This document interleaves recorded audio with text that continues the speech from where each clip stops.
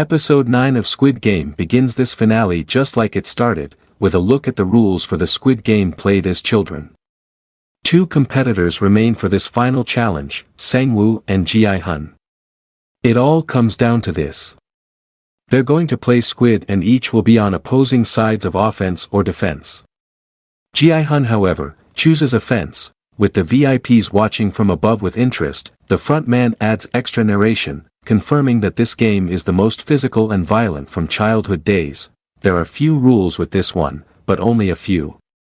Ji-hun has a pocket knife, which he intends to use to try and win this game.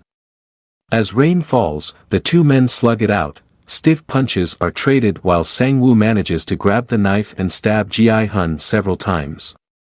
It's not enough to hit the killing blow though, which Ji-hun thwarts by biting a chunk out of his opponent's leg. Using the knife stuck through his hand, Ji-hun pulls it out and looks set to stab Sang-woo, but decides not to. He lets the man live while Ji-hun walks to the finish line. But he can't cross it. Instead, he decides to enact Rule 3 and end the games right here. In doing so, this means he gives up the prize money completely but saves his friend. Only, Sang-woo forces his hand and stabs himself in the neck, telling Ji-hun to help his mother before passing away. As he does, Ji-hun wins by default. With the games over and Ji-hun blindfolded, he sits in a limo with the front man.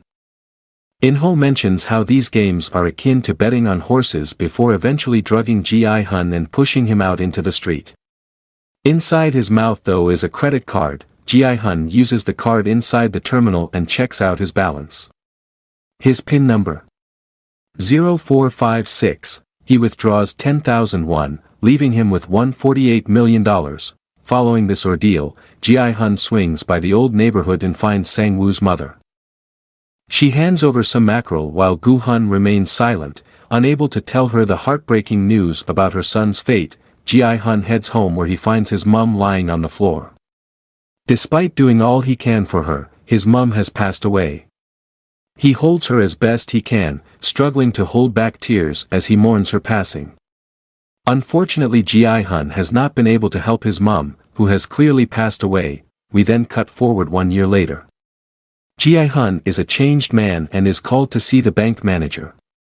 He wants to try and help him grow his financial assets, but Ji-hun is having none of it.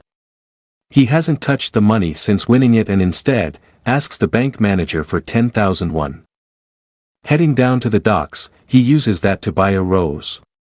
Only, attached to that rose is a black envelope with a red ribbon. Inside is a business card, with the words, December 24th, 11:30 p.m., Sky Building 77th floor written on. And the sender? Your Ganbu. Now, although we're not explicitly told, it would seem like he hasn't paid off the loan sharks or his bank loans. Having said that though, the latter could well have automatically been dealt with through the small amounts of interest accumulated in his account. Ji-hun arrives at the lavish apartment right on time, where he finds Il-nam alive. Ji-hun is completely shocked, unable to accept that this man is alive. However, the shocking truth is that Il-nam is actually a part of all this and helped to set up the games. As he says himself, he makes a living out of lending money to others. He called Ji-hun over because he's noticed that he hasn't spent any of the money he's won. Il-nam quizzes him, believing Ji-hun is suffering badly from guilt over all those who have lost their lives in the games. This would also explain why Ji-hun is still scrounging a living. Now, based on what Junho found in the archives and Il-nam's little monologue that follows, it's safe to assume that these games started back in the early 90s.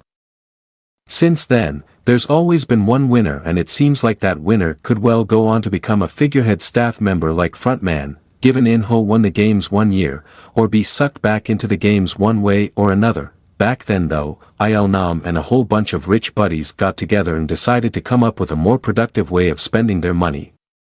With more cash than they knew what to do with, they all set up this series of games.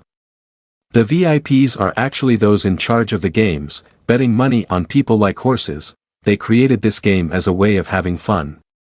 Ji-hun is pretty disgusted, but Il-nam is quick to remind him that 93% of people willingly signed their contracts again. Knowing exactly what lay in store for them from these games, while the background behind Il-nam's inclusion was a lie, there were some things that still rang true. He has a tumor, he's dying and doesn't have long to live. Il-nam decided to join in and play the games this time. He wanted to feel a sense of joy in engaging with others, rather than just spectating and dying. After all, if he's going to die anyway, why not feel some sense of joy in the process?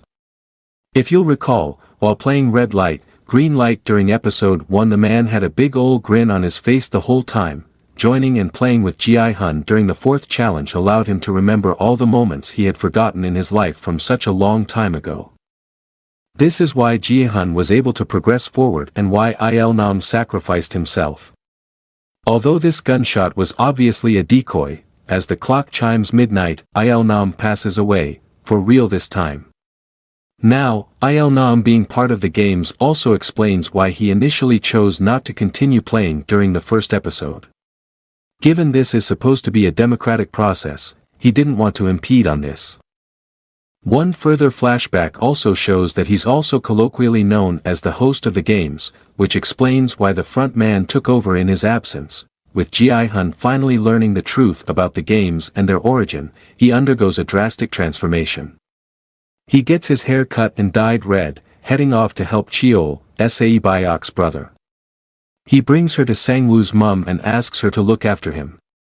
As he walks away, Sang-woo's mum opens the suitcase to find it completely packed full of cash with an accompanying note. It's the money I owe Sang-woo. En route to the airport after ringing Ji-young, Ji-hun notices that same sleazy businessman from before playing with a poor guy outside.